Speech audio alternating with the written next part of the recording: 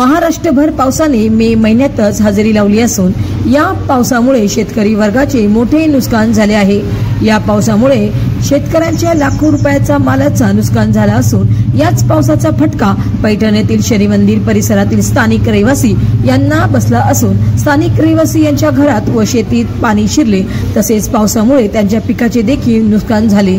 तर येथील स्थानिक रहिवासी असलेले मारुती गोरे यांच्या वडिलांना देवाज्ञा झाली असताना त्यांचा अंतिम विधीसाठी नेण्याकरता रस्ता सुद्धा नसल्याने अंतिम यात्रा ही दुसऱ्या ठिकाणी नेऊन काढण्यात आली।